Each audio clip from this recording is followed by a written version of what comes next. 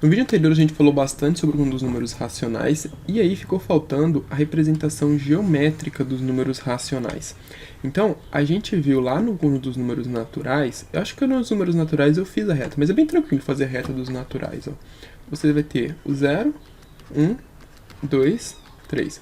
Essa reta aqui eu estou colocando apenas os números naturais, tá? 4, e aí cresce, né, infinitamente para cá, para a direita. E a gente viu no vídeo sobre números naturais os números inteiros. Então a gente adicionou lá o menos 1, o menos 2, o menos 3, o menos 4.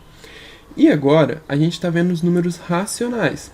E lembra que eu falei para vocês que tinha muito espaço vazio na reta ainda, só com os números inteiros, olha só, não tem como eu representar números. Mas agora com os números racionais, eu consigo cobrir a maior parte desses espaços. O que encontrei na web. Não, Google, eu nem apertei para você pesquisar nada. Mas enfim, agora a gente vai poder cobrir muito mais espaços na reta numérica. Porque a gente tem os números decimais, a gente tem os números fracionários. Então, a gente vai ter aqui, por exemplo, aqui a gente vai ter o 1 sobre 2.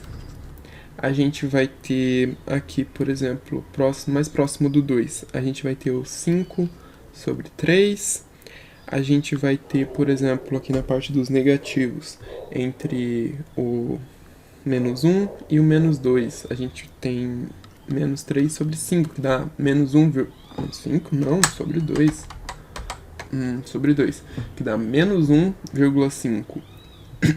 E aí a gente vai cobrir quase toda a reta, mas ainda vai ficar faltando alguns números bem problemáticozinhos. Por que problemáticozinhos? Porque eles não possuem um padrão. Não sei se vocês lembram, já vou adiantar aqui, a gente tem raiz de 2.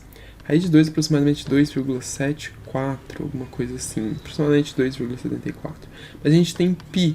Π é o número mais famoso, que é aquele número infinito, que tem trilhões, zilhões de casas decimais, não tem fim. 3,15, aproximadamente 3,15. E esses números não são números racionais, porque eles não podem ser representados na forma de fração, nem fração finita, muito menos na fração finita, porque são números infinitos, com casas decimais infinitas, mas também não são periódicas, então não são números racionais.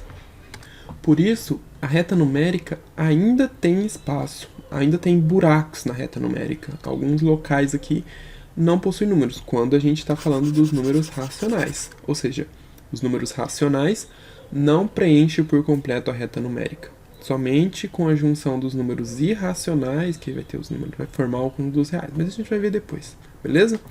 Mas é basicamente isso.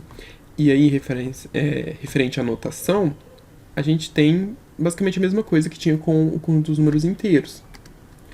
Cada pontinho desse é chamado de imagem geométrica do ponto, do número racional, é chamado de imagem geométrica do número racional, tá? Às vezes minha cabeça viaja para outros assuntos, eu tava pensando em física, mas enfim.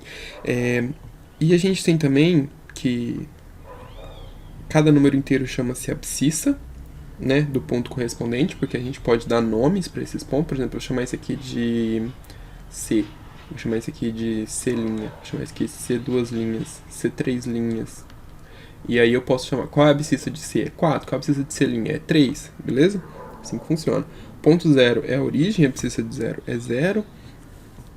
E a reta R, essa aqui eu vou chamar de reta S. Reta S é a reta dos números racionais.